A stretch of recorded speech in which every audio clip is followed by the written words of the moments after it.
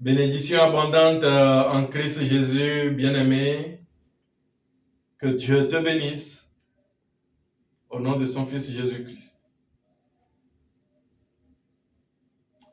Nous arrivons au 4e numéro et le tout dernier numéro de ce mois d'avril consacré à la puissance de la prière et justement, comme nous avons vu ensemble ce que c'est que la prière, comment prier efficacement, pourquoi est-ce que nous devons prier au nom de Jésus-Christ. Ce dernier numéro a pour titre l'impact de la prière dans nos vies de tous les jours. Es-tu prêt? Étudions donc ensemble la parole. Bien-aimé, la prière est le souffle de l'âme. La prière, c'est le langage intime de Dieu. Nous allons lire le livre de Matthieu 26. Nous allons commencer à partir du verset 36. Nous allons lire un peu aujourd'hui. Et nous allons voir comment la prière est le souffle de l'âme, comment la prière est un langage intime de Dieu. Là, on parlait des derniers moments avant l'arrestation de Jésus-Christ. Voyons comment la prière l'a aidé à ne pas nous abandonner, mais à accomplir pleinement sa mission, celui de se faire arrêter et d'être frappé, de souffrir la croix, de mourir, pour dépouiller l'âme la plus redoutable de Satan, la mort, pour sauter ce verrou afin que nous ayons la vie éternelle. Matthieu 26, verset 36. Là-dessus, Jésus allait avec eux dans un lieu appelé Gethsémani. Et il dit aux disciples, asseyez-vous ici pendant que je m'éloignerai pour prier. Il prit avec lui Pierre et les deux fils de Zébédée. Et il commença à éprouver de la tristesse et des angoisses. Il leur dit alors, mon âme est triste jusqu'à la mort. Restez ici et veillez avec moi. Puis, ayant fait quelques pas en avant, il se jeta sur sa face et pria ainsi. Mon Père, s'il est possible que cette coupe s'éloigne de moi. Toutefois, non pas ce que je veux, mais ce que tu veux. Et il vint vers les disciples qu'il trouva endormis. Et il dit à Pierre, vous n'avez donc pas pu veiller 1 heure avec moi? Veillez et priez, afin que vous ne tombiez pas dans la tentation. L'esprit est bien disposé, mais la chair est faible.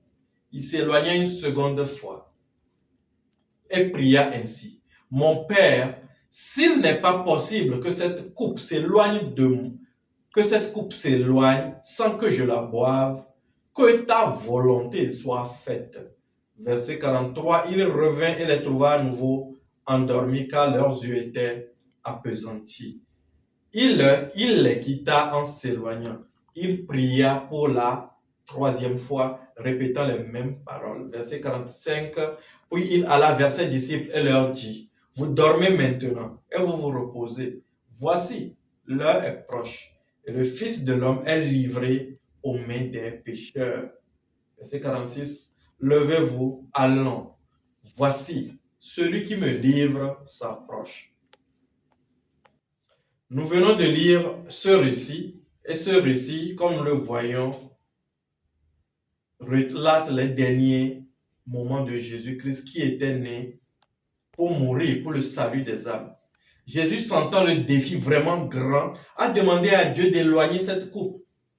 Jésus, devant cette situation difficile, cette situation qui lui semblait insurmontable, a prié durant 1 heure en profondeur. Mais ses disciples, dont Pierre, étaient fatigués et n'arrivaient pas à tenir spirituellement, à prier avec Jésus. Et il leur dit quoi, verset 41?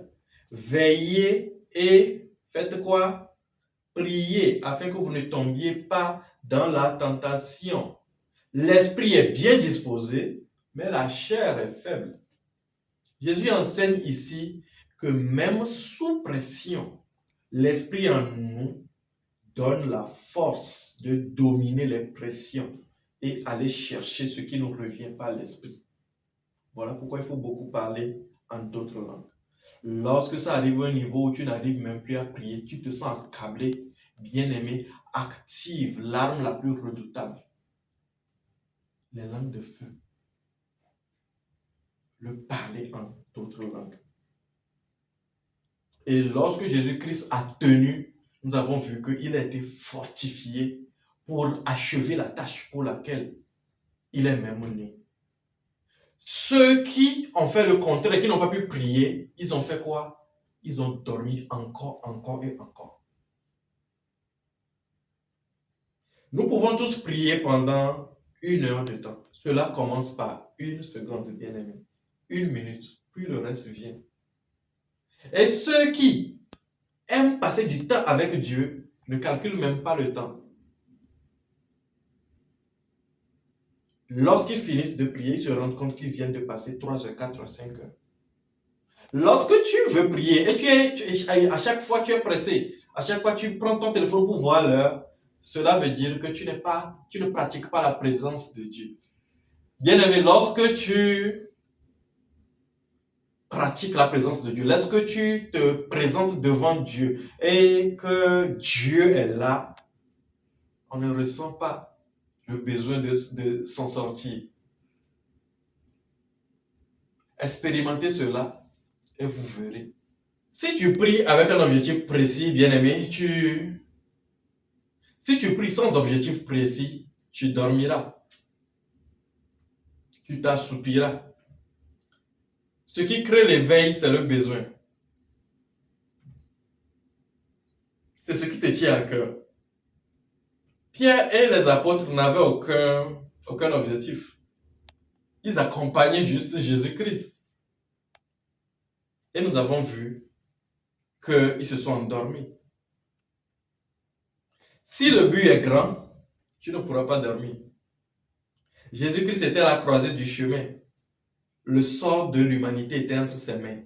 Quel lourd poids. Le but était grand. Et nous avons vu qu'il a prié au point où ses sueurs se transformaient en sang. Pour passer du temps en prière, aller en profondeur, on oublie le temps. Et on prend conscience de la présence de Dieu. Bien-aimé, que la prière ne soit pas pour toi une corvée. C'est la preuve que tu ne pries pas et c'est la raison pour laquelle tu n'obtiens pas exaucement à tes prières. Oh merde, c'est l'heure de prier. Ce n'est pas forcé non plus.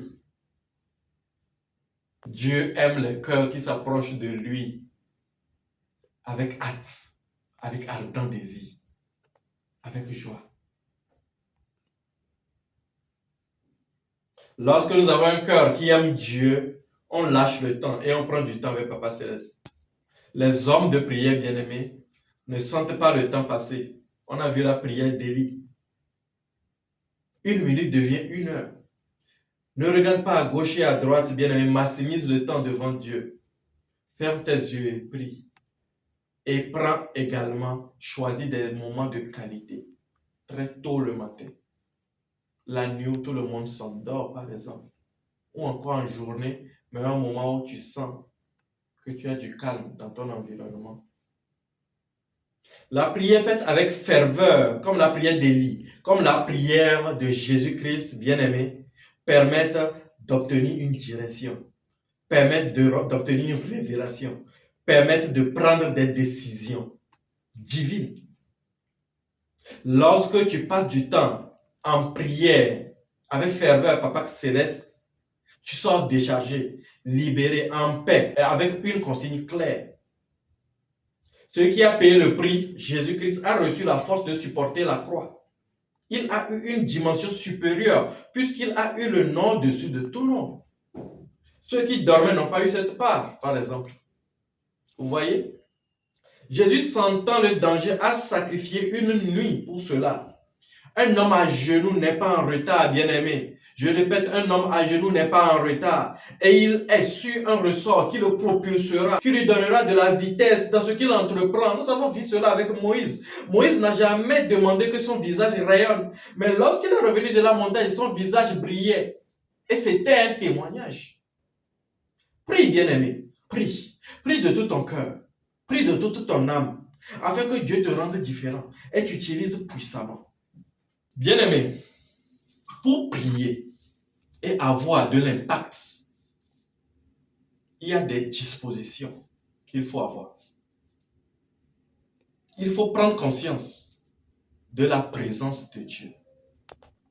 La prière n'est pas un moment où on remplit, c'est pas un moment qu'on remplit de jolis mots.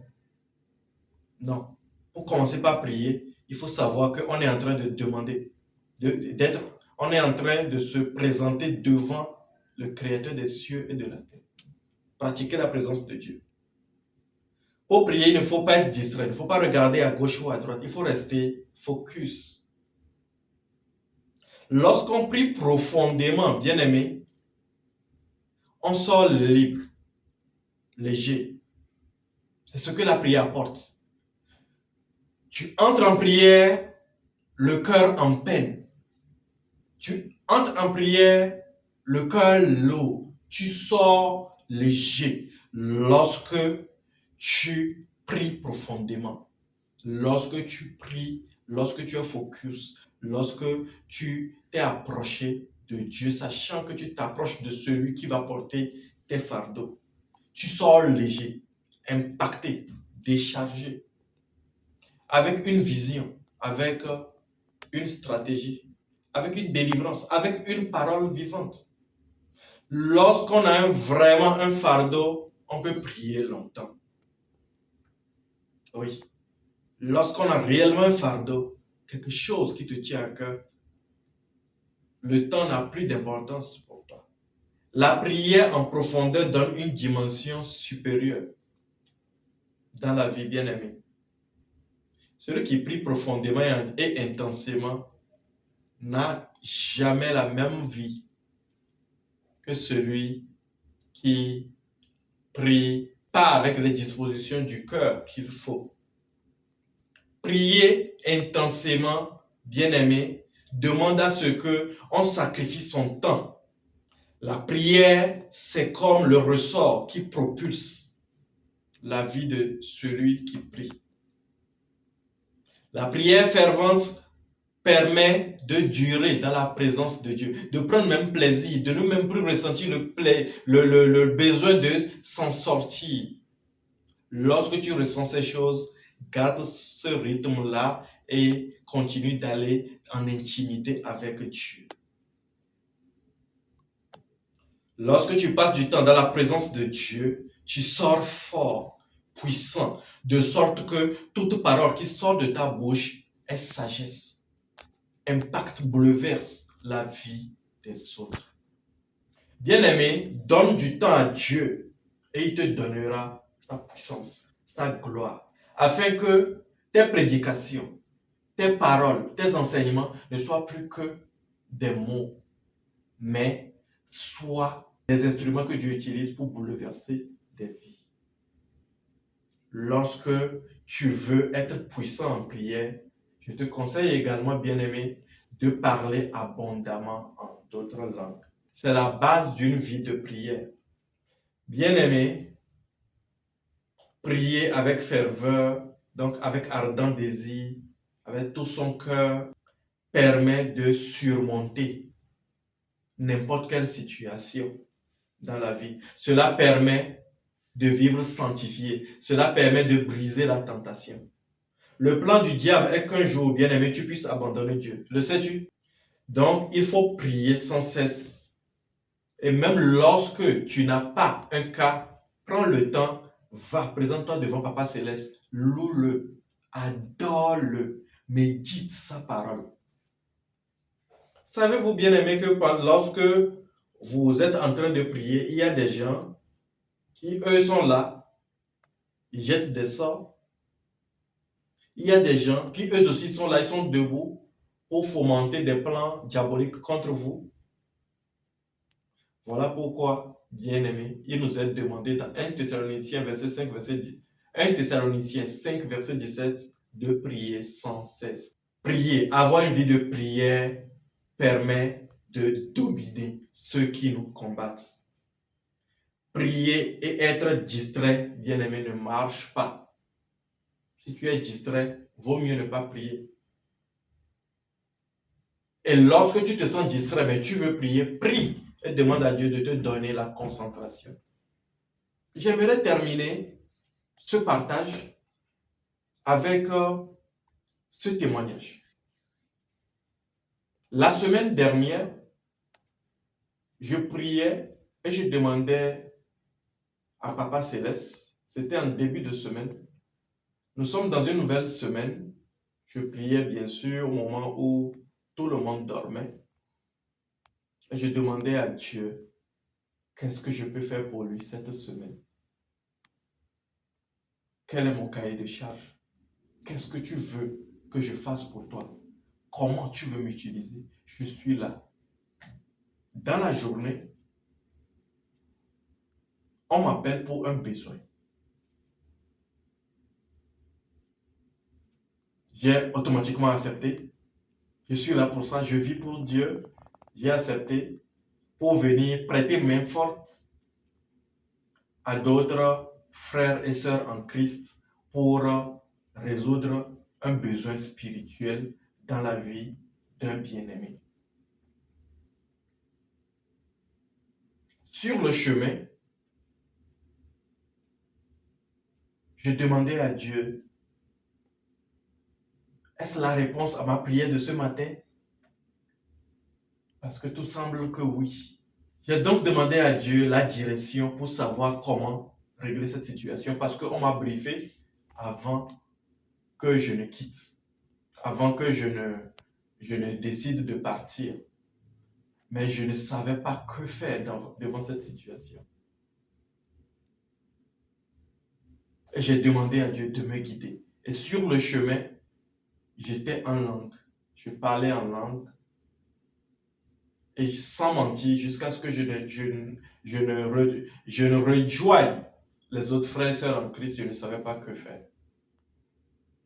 Mais aussitôt, j'entre dans la maison, juste après les salutations, j'ai senti le besoin de poser une question précise. J'ai posé la question et automatiquement, cette question a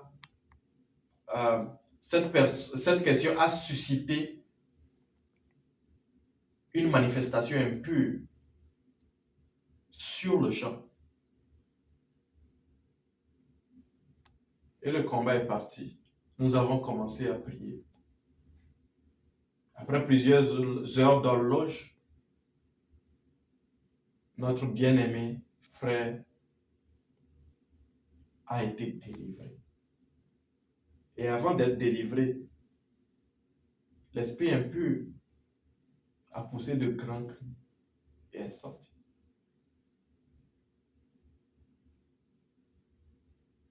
Et j'ai compris que la prière est une puissante arme. La prière est un dialogue. Nous parlons à Dieu et lui aussi, il nous répond et il nous donne des directions. Bien-aimé, aime la prière. Toi, tu aimes la prière, mais lorsque il faut prier, en ce moment, quelqu'un te rend visite, quelque chose te distrait, ou bien tu commences par dormir, par t'appesantir, sache que tu es attaqué spirituellement. Parce que Satan n'aime pas qu'on prie. Lorsqu'on prie, on devient irrésistible. Lorsqu'on prie, nous devenons un puissant outil de Dieu. Demande à Dieu de te fortifier. Trouve avec toi des croyants seniors, des croyants matures et travaille avec eux. Demande à Dieu de l'aide, de t'aider à aller en profondeur dans la prière. Et tu verras que n'importe quelle situation, devant n'importe quelle situation, au moment où tout le monde détale, Dieu t'utilisera justement à faire ce que les autres ne peuvent. Si cet enseignement t'a béni, je t'invite à partager en commentaire également d'autres anecdotes, des témoignages sur l'efficacité de la prière comment est-ce que la prière t'a aidé à surmonter une situation difficile. Nous serons très bénis. Ton témoignage glorifiera Dieu, mais aidera justement un frère, une sœur à prendre une décision. Que Dieu te bénisse abondamment.